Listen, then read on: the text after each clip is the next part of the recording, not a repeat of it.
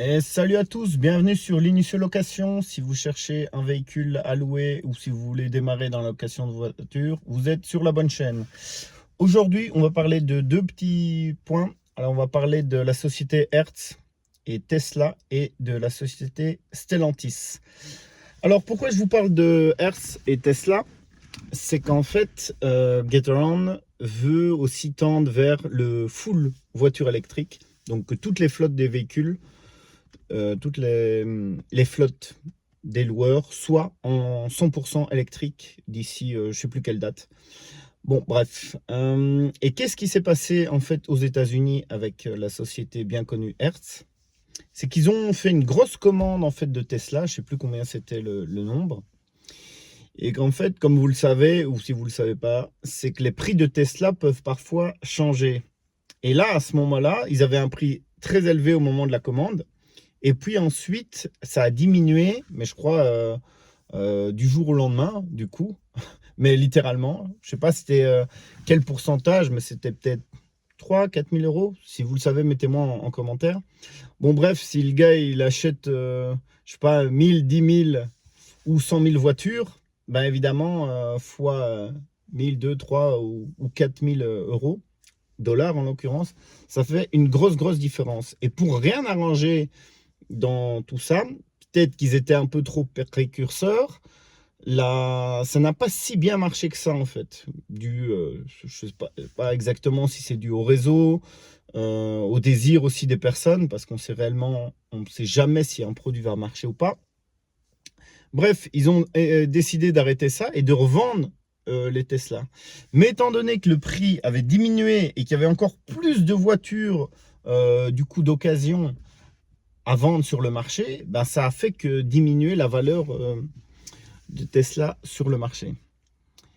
Et, euh, et donc ça, clairement, c'était une grosse problématique. Donc c'est bien d'être précurseur, mais si tu es trop en avance, en fait, parfois, tu t'en mords les doigts. Moi, j'avais prévu de rentrer un véhicule électrique. Au final, je ne l'ai pas fait parce qu'il y avait des soucis de relevé de carburant, enfin de jauge électrique, c'était pas encore au point. Du coup, je crois que j'ai bien fait de pas le faire. Mais horizon 2-3 ans, je pense que je vais intégrer un véhicule. Alors l'autre point aussi, c'est que là sur Getaround, je sais pas où est-ce que ça en est maintenant, mais je sais qu'il y avait des petits soucis. Euh, Notamment, on sait que Tesla, ils détestent que d'autres personnes viennent chipoter à leur voiture. Et je suis pas sûr qu'ils autorisent en fait la lecture du carburant, du kilométrage, du carburant et tout ça.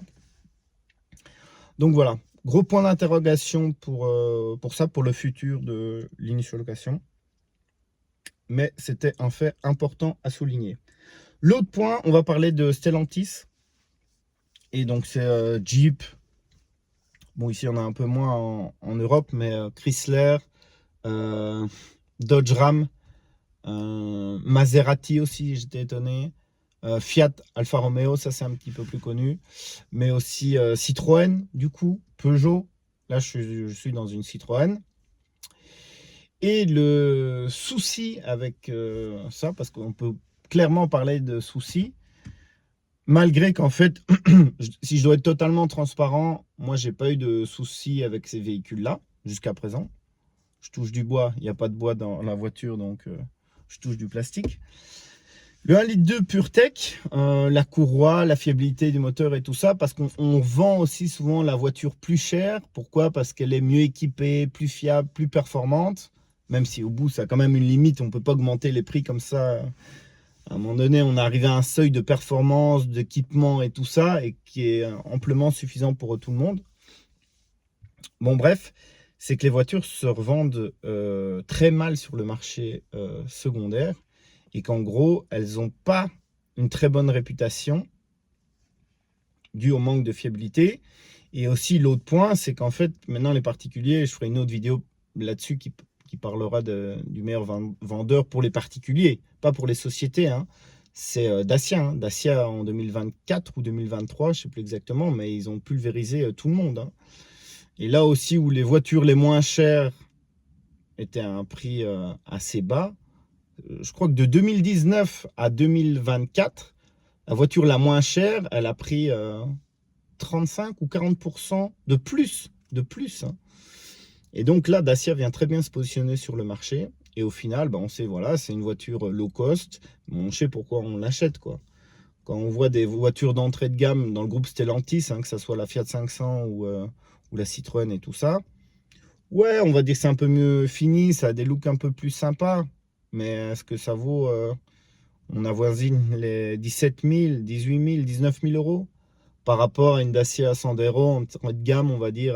Je sais plus si on sait encore en trouver à moins de 10 000, mais voilà, vous m'avez compris. Donc voilà, c'est une question aussi à se poser. Je sais pas comment le groupe va évoluer. J'ai pas dit non plus que j'achèterais plus aucune Fiat 500 ou Citroën, mais clairement, je me pose la question sur ces différents points. Si vous voulez vraiment savoir ma stratégie, voir comment j'ai fait pour développer ma flotte, c'est-à-dire 17 véhicules à l'heure actuelle, on avoisine 100 000 euros de chiffre d'affaires, comment j'ai développé ma société jusque-là, et c'est bien des véhicules qui appartiennent à la société. Je fais pas des sous-locations et tout ça. Je sais qu'il y en a pas mal qui font ça. Après, c'est un autre business, ça. Mais du coup, la société n'a pas vraiment de poids. Du coup, en fait, il y a rien dedans. Eh ben, le lien est juste en dessous. Si vous cherchez des véhicules ou des logements, n'hésitez pas, contactez-moi. Je vous dis ciao, ciao, à plus.